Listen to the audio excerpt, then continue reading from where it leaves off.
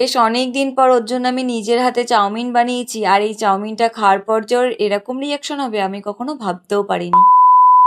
আজকে সন্ধ্যাবেলা মাত্র একজনকেই পড়ানো ছিল, তাও আমি পড়াতে যেতে পারিনি, তার কারণ বাইরে ভীষণই বৃষ্টি হচ্ছে। তাই তো সন্ধ্যা হতে না হতেই মায়ের হাতের গরম গরম চা নিয়ে বসে পড়েছিলাম। এক্সামের কারণে কিন্তু বেশ অনেকদিনই হলো ওর সাথে আমার দেখা হয়নি, তো আজকে ফাইনালি দেখা হবে। ও কাজ থেকে বাড়ি আসার পর কিন্তু আমার সাথে একটু দেখা করতে আসবে। তাই কিন্তু আমি ওর জন্য নিজের হাতে এক চিকেন চাউমিন বানিয়েছিলাম, যেটা খেতে কিন্তু ও ভীষণই পছন্দ করে। ভেবেছিলাম এই চাউমিনের রেসিপিটা তোমাদের সাথে শেয়ার করবো, বাট এতটাই ব্যস্ততার মধ্যে দিয়ে বানিয়েছি যে আর কোনো ভিডিও ক্লিপ নেওয়াই হয়নি। হ্যাঁ হ্যাঁ, জানি জানি চাউমিন সবাই বানাতে পারে, তা সত্ত্বেও কিন্তু আমি আমার চাউমিন বানানোর রেসিপিটা তোমাদের সাথে শেয়ার করবো, আর তোমাদের কিন্তু সেটা দেখতেই হবে। আর তোমাদের সাথে কথা বলতে বলতে কিন্তু এদিকে আমি রেডি হয়েও গেছি। রেডি মানে তেমন কিছুই না, জাস্ট একটু ক্রিম আর লিপ বাম লাগিয়েছিলাম।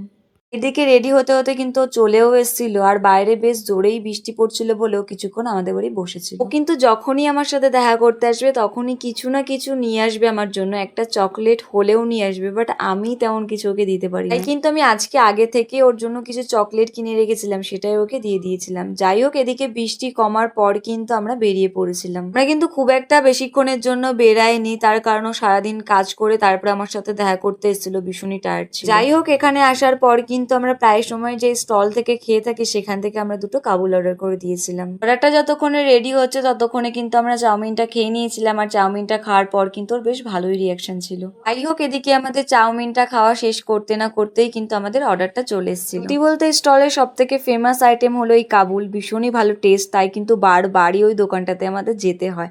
আর এটাতে কিন্তু চিকেন পুরো ভরা থাকে আর বাইরেটা থাকে ডিমের কোটিং দেওয়া।